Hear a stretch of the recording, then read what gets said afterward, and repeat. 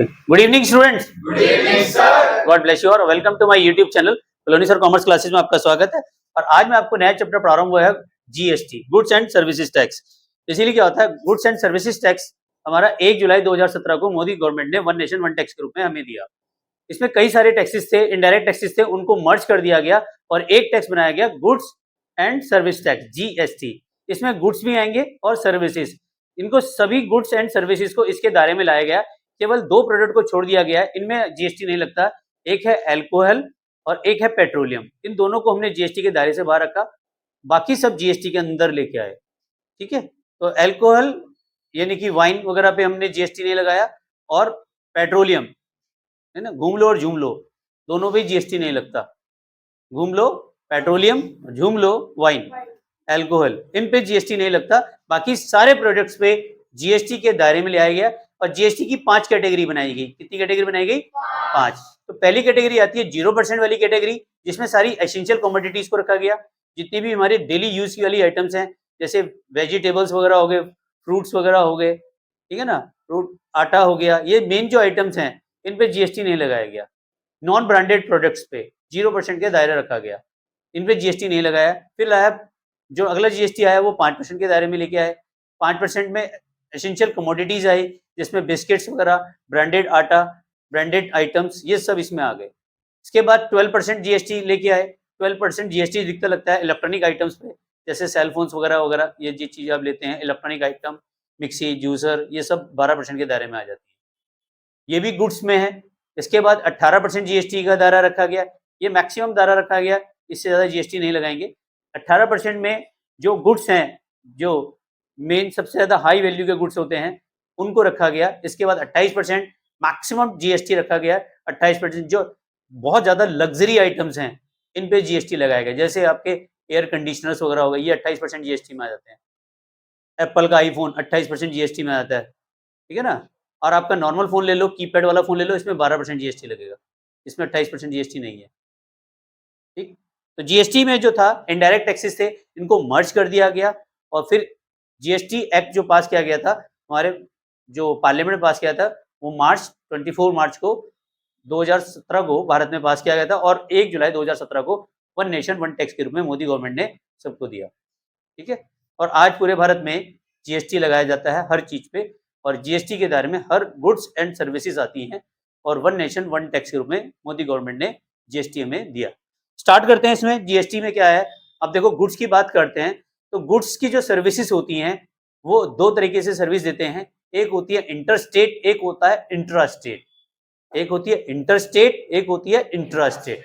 तो inter state जो होती है, जब स्टेट से बाहर आप सामान बेचते हैं तो लगती है इंटर स्टेट जीएसटी, और सेम स्टेट में माल बेचते हैं तो लगती है इंट्रा स्टेट। ठीक है, बहुत से बच्चे कंफ्यूज आते हैं इंटर और इंट्रा, तो इसमें समझ लेते हैं। जैसे हम बोलते हैं इंटर कास्ट मैरिज, यानी कि अपनी बिरादरी से बाहर, ये बोलते हैं ना इंटर कास्ट मैरिज, तो अपनी बिरादरी से बाहर हम करते हैं, तो इंटर कास्ट हो जाती है। ऐसी जीएसटी का दायरा ले लो, जब हम अपनी स्टेट से सामान बाहर बेचेंगे, या अपनी स्टेट से बाहर से सामान हम खरीद के लेके आएंगे, तो लगेगा इंटर स्टेट जीएसटी। जैसे हम उत्तराखंड में रहते हैं, हम यूपी, बिहार, दिल्ली, कहीं से भी सामान मंगा रहे हैं, यानी कि उत्तराखंड से बाहर सामान मंगा रहे हैं या बाहर सामान बेच रहे हैं, तो लगेगा इंटर स्टेट जीएसटी। ठीक है, और जब हम अपनी स्टेट में सामान बेच रहे हैं, जैसे हरिद्वार से देहरादून, उत्तराखंड, नैनीताल, कहीं भी सामान बेच रहे हैं उत्तराखंड स्टेट में, तो यहाँ पे लगेगा हमारा इंट्रा स्टेट जीएसटी। तो ध्यान रखना है, जो जीएसटी है,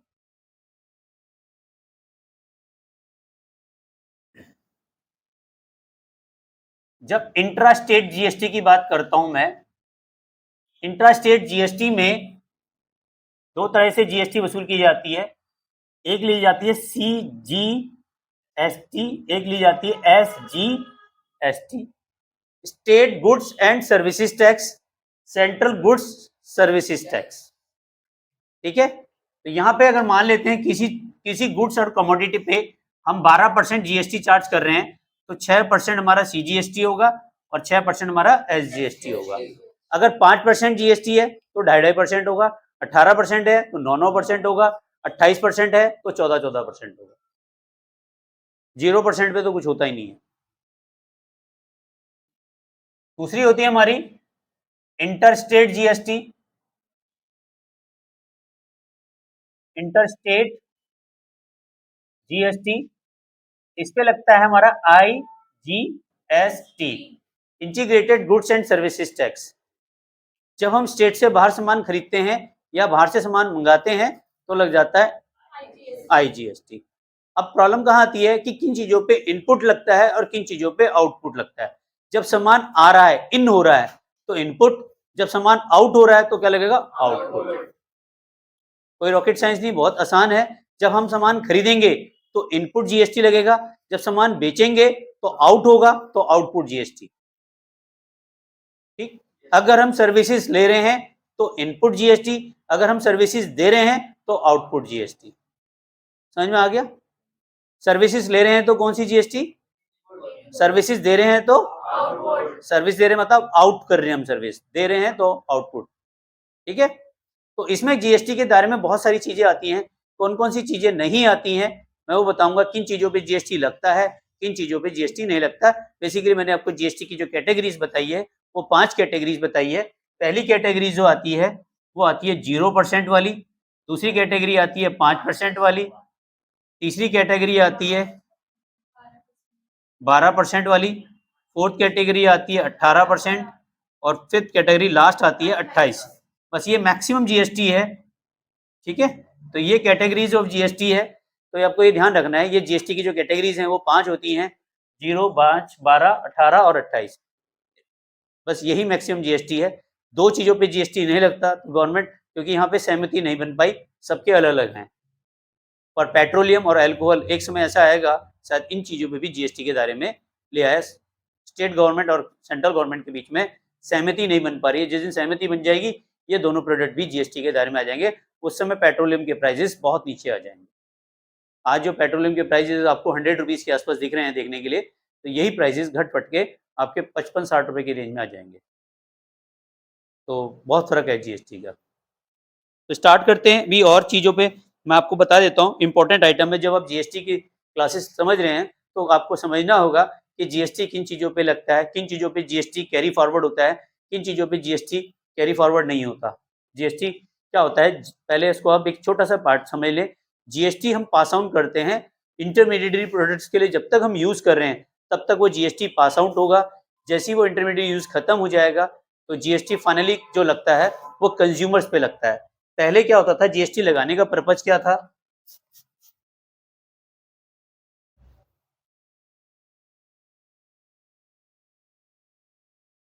जीएसटी लगाने का जो पर्पज था वो ये था, पहले एक दुकानदार सामान को खरीदता था, बेचता था, उसका कोई बिलिंग नहीं रखता था, तो गवर्नमेंट को इसका काफी नुकसान होता था। गवर्नमेंट ने कहा क्या है कि मैन्युफैक्चरिंग पे जीएसटी लगा दिया। कोई भी प्रोडक्ट मैन्युफैक्चर कर रहा है वो सामान को बेचेगा तो उसे जीएसटी लेना पड़ेगा। अगर इसने एक बार जीएसटी ले लिया तो जिस बंदे को उसने सामान बेचा है उसे जीएसटी का क्रेडिट तभी मिलेगा जब वो सामान आगे बिल पे ही बेचेगा। तो यानी कि आपको बिल पे सामान खरीदना है और बिल पे ही सामान बेचना है, सारा हिसाब किताब रखना है, जीएसटी की रिटर्न्स फाइल करनी है आपको। तो यहाँ पे आप कुछ भी चोरी नहीं कर सकते। यहाँ पे जीएसटी आप जितना वसूल कर रहे हैं और जितना आप जमा कर रहे हैं उसका डिफरेंस अमाउंट ही आपको डिपॉजिट करना होता है। अब उसका क्रेडिट आपको तभी मिलेगा जब आप प्रॉपर बिलिंग करेंगे। तो ऐसा समझ लेते हैं, एक छोटा सा एग्जांपल समझ लो। एक व्यक्ति है जिसने कोई चीज 100 रुपए की बनाई और 5 रुपए जीएसटी का वसूल किया। मान लेते हैं वो 5% कैटेगरी में आता है, तो उसने 105 रुपए में बनाई। ठीक है, ये मिस्टर ए है, इसने सामान बेचा मिस्टर बी को। तो जो मिस्टर बी है इसको सामान पड़ा 105 रुपए का, इसने कुछ एडिशन किया, उसमें हो सकता है ये भी मैन्युफैक्चरर है, इसने कुछ एडिशन किया, इस सामान की कॉस्टिंग आ गई उसको 110 रुपए की, और इसने इस सामान को बेच दिया 130 रुपए, 130 रुपए। और इस पे जीएसटी जो वसूल किया उसने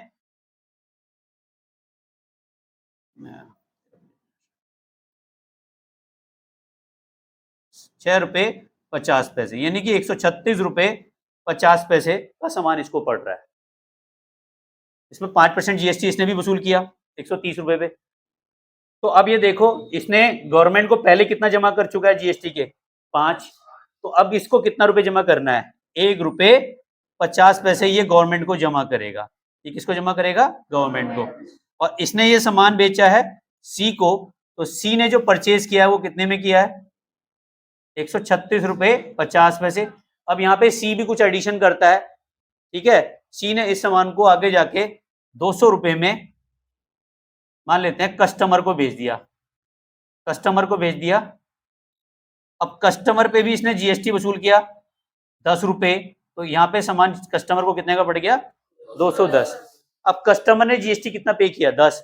इसका मतलब आप सभी चीजों का अगर टोटल करेंगे तो 10 रुपए ही आएगा, सरकार को टोटल 10 रुपए की जीएसटी मिलेगी, ठीक। लेकिन यहाँ पे जो सी है, सी गवर्नमेंट को कितना देगा, ये कितना पे करेगा, क्योंकि ये पहले 6 रुपए 50 पैसे दे चुका है, 10 रुपए इसने वसूल किए हैं, ये कहता है 6 रुपए 50 पैसे जो मैं पहले दे चुका हूं, तो अब ये कितना देगा, 3 रुपए 50 पैसे गवर्नमेंट को जीएसटी पे करेगा।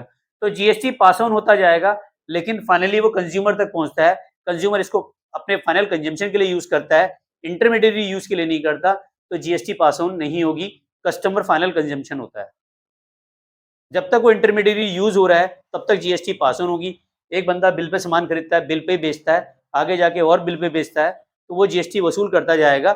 यहाँ पे जीएसटी का जितना भी कलेक्शन होगा वो गवर्नमेंट को जमा होता जाएगा, डिफरेंस अमाउंट, ठीक है। समझ में आ गया, ये तो आपको पता चल गया इंटरस्टेट कब लगता है, इंटरस्टेट कब लगता है, और जीएसटी किस तरह से लेके आएंगे, क्लियर है। अब जरा यहाँ पे समझने वाली बात है कि किन चीजों पे जीएसटी को हम रिकवर कर सकते हैं, किन चीजों पे जीएसटी रिकवर नहीं हो सकता, और किन चीजों पे जीएसटी नहीं लगता, जो जीएसटी के दायरे से ही बाहर हैं, ठीक है। कुछ सर्विसेज ऐसी हैं जो जीएसटी के दायरे में नहीं आती हैं, एग्जाम में थ्योरी के रूप में भी कई बार एग्जाम में पूछी जाती हैं।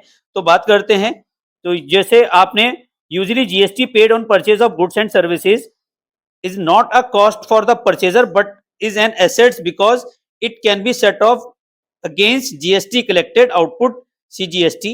मतलब जो भी आप जीएसटी कलेक्ट कर रहे हैं, जब तक सामान खरीद रहे हैं और सामान इंटरमीडिएट यूज के लिए जा रहा है, तो आपको जीएसटी जितना भी आपको मिलता जाएगा उसको आपको पे करना पड़ता रहेगा, एक्स्ट्रा अमाउंट, जो मैंने आपको इस वाले एग्जांपल में समझाया।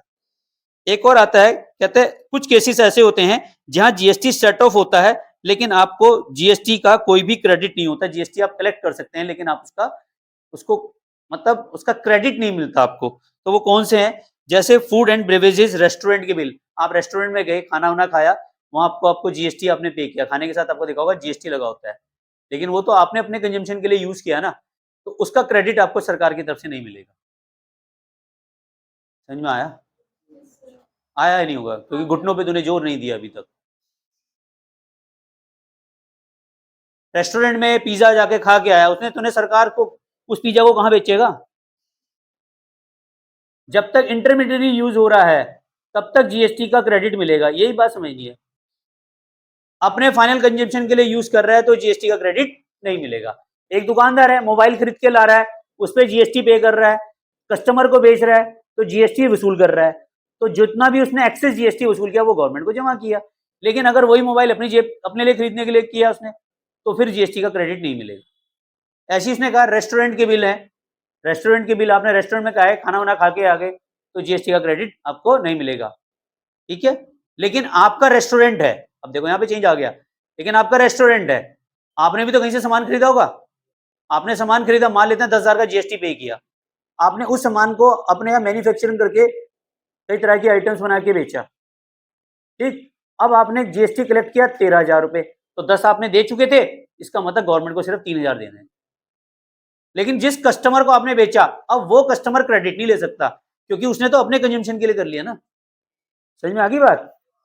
तो ऐसी यही है payment of health insurance premium, health insurance premium आप पे कर रहे हैं तो यहाँ पे भी आपको जीएसटी देना होता है 18%, लेकिन यहाँ का भी जीएसटी का क्रेडिट आपको नहीं मिलता क्योंकि हेल्थ सर्विसेज आप अपने लिए ले रहे हैं, फाइनल कंजम्पशन के लिए ले रहे हैं। समझ में आ गया, क्लियर। लेकिन जो कंपनी जीएसटी वसूल कर रही है वो तो गवर्नमेंट को देगी, लेकिन कस्टमर ने जब इंश्योरेंस पॉलिसी परचेज की तो वो किसके लिए परचेज की, सेल्फ कंजम्पशन के लिए, उसने आगे बेचने के लिए नहीं ली।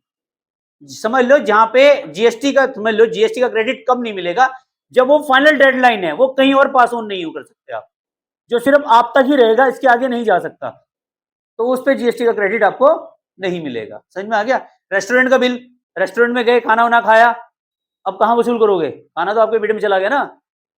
समझ में आ गई बात। अब आपको क्रेडिट नहीं मिलेगा। गाड़ी में चलो ये तो गाड़ी पेट्रोल तो खैर इसमें दायरे में नहीं आता। कार खरीद ले तो जीएसटी का क्रेडिट नहीं मिलेगा क्योंकि कार बेचने के लिए नहीं खरीद रहे हो। बट अगर आप कार बेचने का बिजनेस है तो जीएसटी का क्रेडिट मिलेगा, अदरवाइज नहीं मिलेगा। Payment of membership of fees club health fitness centre, जैसे आप जिम वगैरह ज्वाइन करते हैं वहां पे आपने जीएसटी पे किया, कोई क्रेडिट नहीं मिलेगा आपको क्योंकि हेल्थ सर्विसेज जो ले रहे हो वो आप खुद के कंजम्पशन के लिए ले रहे हो। रिपेयर और मेंटेनेंस ऑफ बिल्डिंग, बिल्डिंग की मेंटेनेंस करा रहे हो, कोई जैसे एक्टिवा खरीदते हो अपनी घर के लिए, बाइक खरीदते हो, है ना, वो अपने लिए खरीद रहे हो ना, बेचने के लिए तो नहीं खरीद रहे हो, तो वो क्या हो रहे हैं वहां पे जो जीएसटी आप पे करते हो उसका कोई भी क्रेडिट नहीं मिलता। आपने एक कार खरीदी, कार पे आपने जीएसटी पे की तो आपको उसका जीएसटी का कोई भी क्रेडिट नहीं मिलेगा क्योंकि कार आपकी कंजम्पशन, खुद के कंजम्पशन के लिए है। क्लियर हो गया? ऐसी फ्री गिफ्ट टू स्टाफ, मैं अपने स्टाफ को गिफ्ट पे करता हूं, उस पर मैंने अगर कोई जीएसटी पे किया तो मुझे कोई भी जीएसटी का क्रेडिट नहीं मिलेगा। Payment for goods and services personal use, कोई भी गुड्स और सर्विसेज मैं पर्सनल यूज के लिए ले रहा हूं तो इस पे भी जीएसटी का क्रेडिट नहीं मिलेगा। तो मोटा मोटा अगर आप 4-5 बातें बताना चाहो तो आराम से बता सकते हो। पहला है रेस्टोरेंट के बिल, दूसरा है हेल्थ सर्विसेज, तीसरा है फिटनेस क्लब जो जिम वगैरह कर रहे हो वहां पे आपने पे किया जीएसटी, चौथी आइटम ये होगी क्या कहते हैं कोई पर्सनल यूज के लिए आपने कोई एसेट्स परचेज की है उस पर जीएसटी का कोई क्रेडिट नहीं मिलेगा आपको। फ्री गिफ्ट दे रहे हो स्टाफ्स को, रिपेयर मेंटेनेंस कर रहे हो बिल्डिंग्स वगैरह का, इस पर जीएसटी दे रहे हो। जैसे मोबाइल की कई बार स्क्रीन टूट जाती है आपकी, है ना, तो मोबाइल की स्क्रीन आपने रिप्लेस कराई, आप मान लेते हैं रिप्लेस में आपको 12,000 रुपये आपको पे करने पड़े और पता चला 12,000 में 3,000 तो जीएसटी के ही थे, तो वो 3,000 जीएसटी जो आपने पे किया उसका कोई भी क्रेडिट आपको नहीं मिलेगा। समझ लूँ, आ गया ये समझ में? तो ये जीएसटी आप पे करते हैं लेकिन ये फाइनल कंज्यूमर तक नहीं जाता, वो फाइनल कंज्यूमर आप ही हो, तो आप पास ऑन नहीं कर सकते उसे, लेकिन आप तब पास ऑन कर सकते हो जब आप उसको किसी और को दे रहे हो। ठीक है ना, जैसे हेल्थ इंश्योरेंस फ्री मैंने अभी आपको बताई, अपने लिए दे रहे हो लेकिन ये जीएसटी पे पास ऑन नहीं कर सकते। फिर जीएसटी पेड इज रिवर्स, आपने जीएसटी पे कर दी है सरकार को, क्या कर दी है, सरकार को पे कर दी है, लेकिन वो रिवर्स ले सकते हो। रिवर्स का मतलब है सरकार एक्चुअली वापस नहीं करती, उसका एडजस्टमेंट करती है, बट रिफंड भी ले सकते हो आप। लेकिन होता क्या है, क्योंकि हमारा बिजनेस चल रहा है तो हम उसको एडजस्ट करवा लेते हैं।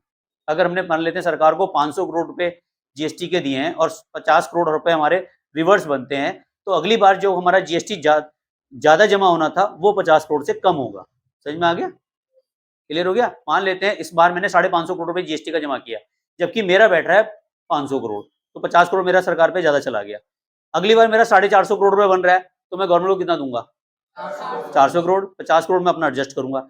तो मुझे जीएसटी का जो रिवर्स मिल रहा है वो किन किन चीजों पे मिल रहा है, जैसे समझो परचेज रिटर्न, भाई परचेज करते समय मैंने जीएसटी पे किया था, अब मैं सामान वापस कर रहा हूं तो मैं अपना जीएसटी वापस मांगूंगा, तो परचेज रिटर्न पे क्या हो जाएगा, जीएसटी रिवर्स होगा। ठीक है, ऐसी goods taken by the proprietor, अगर प्रोप्राइटर ने गुड्स को यूज किया है अपने, तो यहाँ पे जीएसटी क्या है जो रिवर्स करना पड़ेगा, क्योंकि जीएसटी हमने क्या करते हैं उसको पेड किया होगा। गुड्स लॉस्ट और स्टोलन, चोरी हो गया हमारा, तो भैया चोरी हो गया तो अब वो सामान बेच तो नहीं सकते, लेकिन सरकार को हमने जीएसटी पे कर दिया है, अब वो नुकसान हम नहीं लेंगे, वो जो जीएसटी हमने जो पे किया है उसको हमें क्या करना पड़ेगा, रिवर्स लेना पड़ेगा। गुड डिस्ट्रॉयड बाय फायर, चोरी हो गया, आग लग गई, एक्सीडेंट हो गया, इन चीजों पे जो हमने जीएसटी पे किया वो वापस ले लेंगे। Good distributed as a free sample, अगर मैंने फ्री सैंपल्स के रूप में अगर ने डिस्ट्रीब्यूट किया है गुड्स तो यहाँ पे भी जीएसटी का रिवर्स मिल जाएगा। Goods given as a charity, अगर हमने चैरिटी के रूप में दिया है तो यहाँ पे भी जीएसटी का रिवर्स हमें मिल जाएगा। क्लियर हो गया? नेक्स्ट आता है following goods and services are exempt for GST, इन गुड्स एंड सर्विसेज पे जीएसटी नहीं लगता, लगता ही नहीं है, ये इसके दायरे में ही नहीं आते। रेस्टोरेंट के बिल आ रहे थे, हेल्थ इंश्योरेंस आ रहा था, परचेज गुड्स व्हीकल्स ये सब आ रहे थे, लेकिन इन पे जीएसटी नहीं लगता। जैसे सैलरी एंड वेजेस, कोई मजदूर हमारे यहाँ काम कर रहा है, उसने कहा बाबूजी हमने कहा ये सफाई वफाई करनी है, बताओ कितना लोगे, कह रहा बाबूजी 1,000 रुपये लूंगा दिहाड़ी।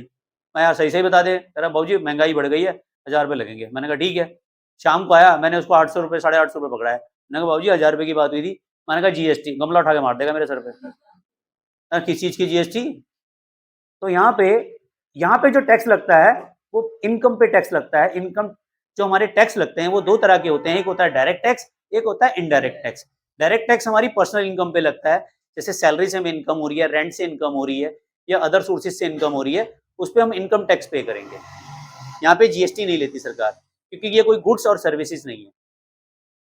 तो यहाँ पे ध्यान रखना है आपको, किसमें मैंने कहा पेमेंट, सैलरी और वेजेस। अगर हम सैलरी और वेजेस दे रहे हैं तो हम पे कोई जीएसटी चार्ज नहीं करता। जैसे मैं जॉब करता हूँ, स्कूल में पढ़ाता हूँ, वहाँ मुझे सैलरी मिलती है, तो विदाउट जीएसटी, जीएसटी नहीं लगता उस पर, क्योंकि उस इनकम पे मैं इनकम टैक्स पे करता हूँ, ना कि जीएसटी। क्लियर हो गया? एक चीज पे एक ही टैक्स लगेगा, दो टैक्स नहीं लगेंगे। फिर आता है supply of goods and services government और एम्बेसी। एम्बेसी को मैं अगर गुड्स एंड सर्विसेज सप्लाई कर रहा हूँ, आपने देखा होगा बाहर के जो स्टेट, जो बाहर की कंट्रीज हैं, उनकी एम्बेसीज हमारे यहाँ हैं, दूतावास जिसे कहते हो आप, ठीक है। इलेक्ट्रिसिटी एंड वाटर बिल्स पे जीएसटी नहीं लगता, एजुकेशनल सर्विसेज पे जीएसटी नहीं लगता, हेल्थ सर्विसेज पे जीएसटी नहीं लगता, ट्रैवलिंग एक्सपेंसेस पे जीएसटी नहीं लगता, और इंटरेस्ट, इन पे भी जीएसटी चार्ज नहीं किया जाता। क्लियर हो गया? कुछ समझाना है तो उसमें बताओ। कंफ्यूजन? नो। क्लियर है? तो मैं मान लूं यहां तक सारा जीएसटी का आपको क्लियर हो गया। अब आपको एक चीज और ध्यान रखना है, जीएसटी में क्या है, ये कई सारे इनडायरेक्ट टैक्सेस को मिला के बनाया गया था, इसीलिए सभी जगह एक ही जीएसटी लगता है, सभी जगह एक ही रेट होता है। सारे स्टेट गवर्नमेंट और सेंट्रल गवर्नमेंट की आपस में सहमति बनी जीएसटी को लेके, तो इसलिए एक ही टैक्स बनाते हैं। अब आपको ये भी पता चल गया कि इनपुट कहाँ लगता है और आउटपुट कहाँ लगता है। इनपुट क्या होता है? जब सर्विसेज इन हो रही हैं, सर्विसेज ले रहे हो तो क्या होगा? जब सर्विसेज दे रहे हो, दैट्स इट, खत्म। सैलरी वेजेस पे जीएसटी लगेगा नहीं लगेगा? नहीं लगेगा, ठीक है ना। ये भी पता चल गया। एम्बेसी को हम सर्वान सामान बेच रहे हैं, सर्विस सप्लाई कर रहे हैं, कोई भी जीएसटी नहीं लगेगा। इलेक्ट्रिसिटी वाटर बिल पे नहीं लगेगा। आप स्कूल में पढ़ते हो, वहां पे आप फीस सबमिट करते हो, कोई जीएसटी नहीं लगता। आप देखना, फीस की रसीद देखना, वहां पे जीएसटी नहीं होगा, तो यहाँ जीएसटी के दायरे नहीं आता। यहाँ एजुकेशन सर्विसेज पे कोई भी जीएसटी नहीं लगता। क्लियर हो गया? फिर आ गया हेल्थ सर्विसेज। आप डॉक्टर के पास जाते हो, बीमार होते हो, इलाज कराते हो, यहाँ पे भी कोई जीएसटी नहीं लगता, ठीक है। ऐसी ट्रेवलिंग एक्सपेंसेस, जाते हो, यात्रा करते हो, तो यहाँ पे भी कोई जीएसटी नहीं लगता, ठीक है। तो इस तरह से हमने देखा कि जीएसटी में कौन कौन सी चीजें आई हैं, कौन कौन सी चीजें इससे एग्जेम्प्टेड कर दी गई हैं। अब इसके क्वेश्चंस कराऊंगा, और इसमें क्या कहते हैं, मैं आपको बताऊंगा कि कैसे क्वेश्चंस करते हैं। और जीएसटी के क्वेश्चंस बड़े इंपॉर्टेंट है, बहुत ही आसान है, और जुड़े रहें मेरे साथ। और अगर चैनल में फर्स्ट टाइम आए तो प्लीज सब्सक्राइब करना ना भूलें, बेल आइकन को प्रेस जरूर कीजिए। रात को 9 बजे एक मेरी वीडियो जरूर आती है, और एमसीक्यूज के कई सारे क्वेश्चन मैंने अपने यूट्यूब चैनल पर डाल रखे हैं कम्युनिटी टैब पे, उन्हें भी करना ना भूलें। Thank you very much. Video को लाइक एंड सब्सक्राइब करने के लिए। मिलते हैं नेक्स्ट वीडियो में, तब तक love you all, Vande Mataram, जय भारत।